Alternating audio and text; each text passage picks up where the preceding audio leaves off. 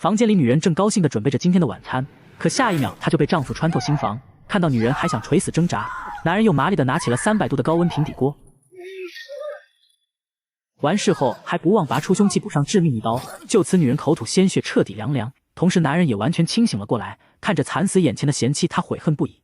事后男人因故意杀人而被捕入狱，可他却说自己并没有杀人，一切都是邪祟控制自己的身体所为。面对如此荒唐的诠释，警方只得将其当作精神病关进牢房，继续享受他的牢狱之灾。同时被他关进地下牢笼囚禁数月的女儿也重新恢复了自由之身。一转眼时间来到8年后，当年的小女孩已长成了大姑娘，但是对于当年的惨案她却模糊不清。为此闺蜜查理专门从网上找到了相关资料，希望能帮她摆脱父亲所带来的心理阴影。没想到米歇尔听后心情却变得更加糟糕，每天心事重重，无精打采不说，甚至还患上了梦游症。更离谱的是，每次大梦初醒后，手腕上都会莫名出现伤口，同时还会在墙壁上留下3道血迹。对此闺蜜却见怪不怪，因为她早已记录了无数梦游过程。米歇尔看到偷拍录像后气愤不已，闺蜜见状便说会帮她保守秘密，这才避免了一次口舌之战。这天几人到超市购买物资，可米歇尔却从不远处看到了成群黑乌鸦，结果当天晚上就发生了恐怖之事。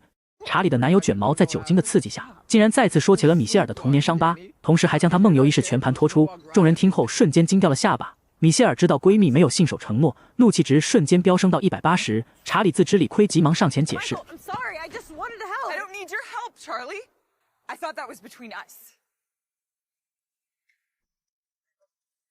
没想到手中的啤酒却突然掉落在地，同时身体也被无形力量控制得无法动弹，就连说话也变得结结巴巴。同伴以为他在即兴表演，谁也没有当回事。结果下一秒，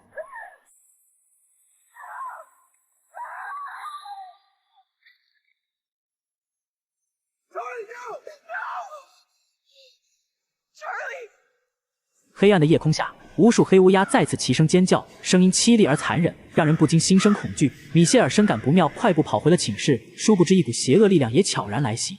突然窗边传来异响，米歇尔循声过来查看，却被疯狂撞击玻璃的黑乌鸦吓得花枝乱颤。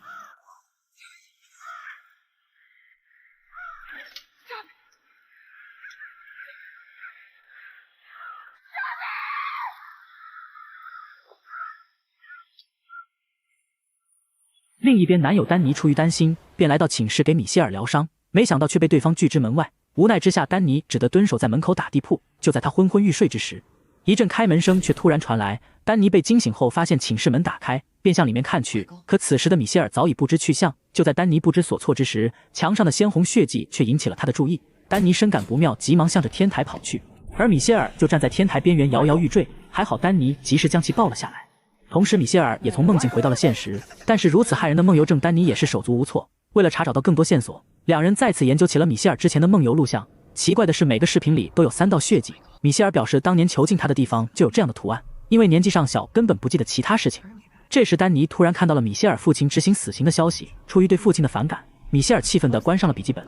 第二天，查理的母亲来到这里收拾遗物，没想到查理的手机却响了起来，对方自称是个灵媒，主要是想找米歇尔谈论梦游一事。原来查理一直都在默默地帮助米歇尔寻找治疗之法。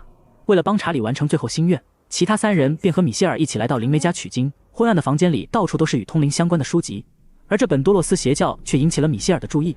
就在他认真翻看时，却被灵媒打断。灵媒说自己已从查理口中了解了全部经过，现在的米歇尔已经被黑暗包裹，必须要想办法驱散他身上的邪恶力量。所有的死亡都源于米歇尔的父亲，是他身上的恶孽带走了妻子和查理。灵媒决定和米歇尔母亲的亡灵联手，一起帮米歇尔摆脱这股邪恶力量。随后众人手挽手便开始了招魂仪式，在咒语的作用下，灵媒瞬间被附身。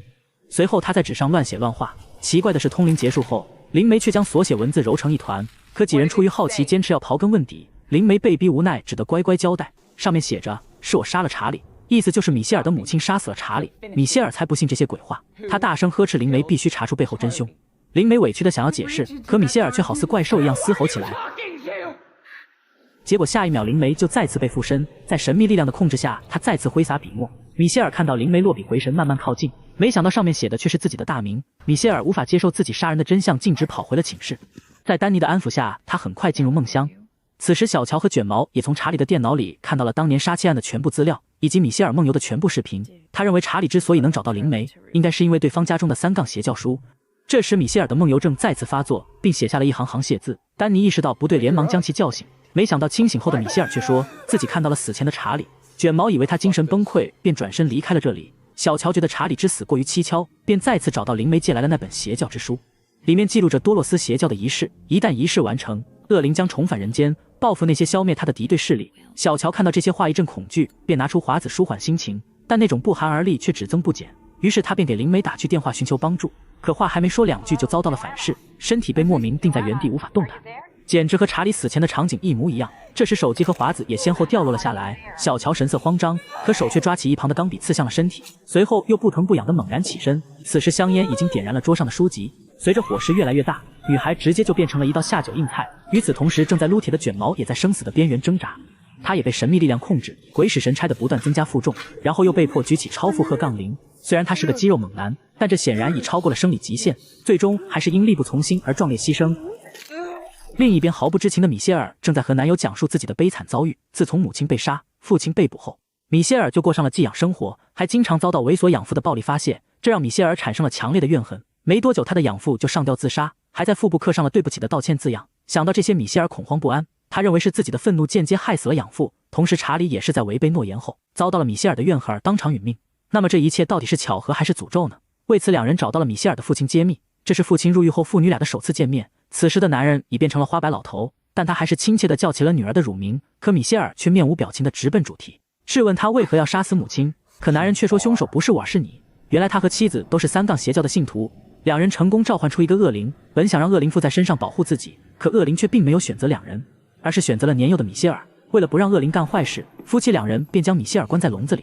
然而令人没有想到的是，随着米歇尔不断长大，恶灵的力量也变得更加强大，竟然隔空操控自己杀死了妻子，就连自己想自杀都无能为力。男人认为自己被捕入狱也是他体内的恶灵在作怪，目的就是让自己感受米歇尔年幼时被囚禁的滋味。原来恶灵能汲取女孩心底的恶意，并帮她达成心愿，而这就是养父和查理无故惨死的原因。男人在电话里咒骂米歇尔是个恶魔，米歇尔不再多言，愤怒离开。回去的路上，丹尼接到警方的电话，得知卷毛和小乔惨死的消息后，两人第一时间来到了警局。现在米歇尔已经成了首要嫌疑对象，但是他做的每件事都有不在场证据。米歇尔知道自己是罪魁祸首，为了不让更多人死去，他决定用自己的方式结束这一切。可是体内的恶魔并不允许，无论他用什么方法，恶灵都会操纵一切实施保护。就算他站在空无一人的桥边，恶灵也会把他安全护送到桥上。丹尼目睹了这些反常举动后，也认可了背后的超自然力量，便带着米歇尔找到灵媒寻求帮助。可这次女人却说自己就是个江湖骗子，根本帮不了他们，还将所有费用全都退给了丹尼。无奈之下，两人只得驱车离开。可车开出去没多久，米歇尔就察觉不对劲，他立马变成了另一副狰狞面孔，不停询问灵媒给了丹尼什么东西。丹尼说只是钞票而已。这时米歇尔体内的恶灵开始发力，他控制丹尼疯狂自残。无奈之下，丹尼只得屈打成招。看到钞票上的文字后，恶灵知道自己被耍，当着米歇尔的面就杀死了丹尼。狭小的空间里血花四溅，米歇尔试图阻止却无能为力，只能眼睁睁看着心爱之人惨死眼前。他绝望地来到警局报案，试图让警察将自己一枪击毙。可对方刚拿出手枪，枪口就不受控制地对准了自己。